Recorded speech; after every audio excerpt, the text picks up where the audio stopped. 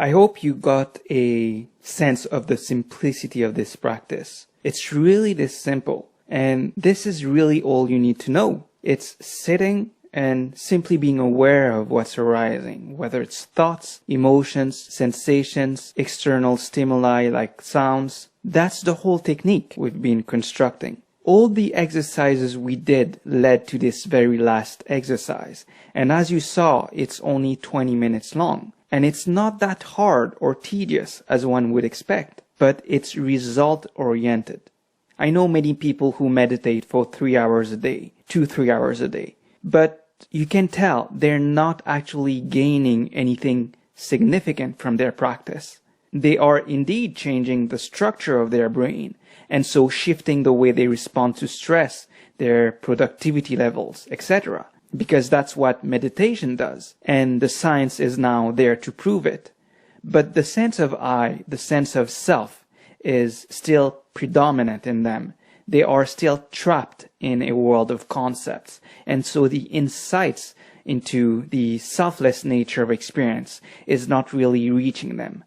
Meditation has now spread in such an amazing way through all elements of society. I remember when I first started getting interested in the subject, hardly anybody knew what it was. I remember taking the plane to France to head on a meditation retreat, and the person sitting next to me thought I was completely crazy for doing such a thing. You know, leaving everything behind, loved ones, heading to this place where I would essentially be secluded from the rest of the world. This was madness. So it was a very esoteric thing back then. Then science started catching up to the claims made by meditators for thousands of years. Scientists started looking more into it, and they started publishing all these studies, and so meditation became well subscribed in popular culture. But what we have now is a culture of meditators who unfortunately think they're doing meditation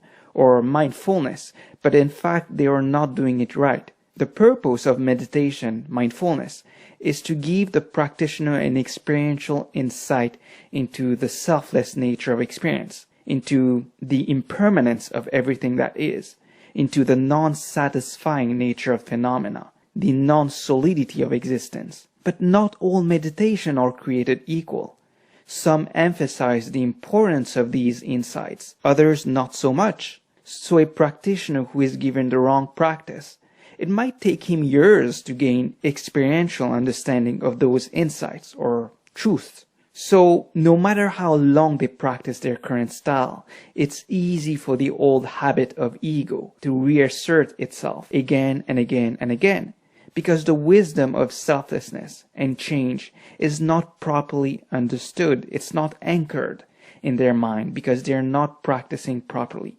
The exercise we did works because it cuts through concepts, and so the very idea of ego. And a 20-minute long practice like this one is much better than an hour-long practice because of this qualitative difference.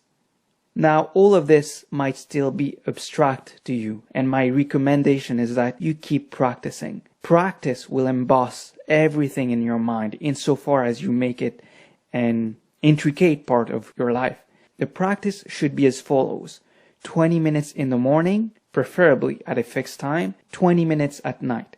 Also, feel free to take the course again and again and again. I will be updating things regularly, adding new content, maybe new lessons, bonus materials. Also, if you're really courageous, increase the homework. Instead of doing 3 days for each exercise, make it 6 days or 9 days each. Do what you have to do to change the habit patterns of your mind so as to make them align with the realities of trading. And that includes stability of mind, patience, flexibility, and detachment. No one can give you results. Only you must walk the path.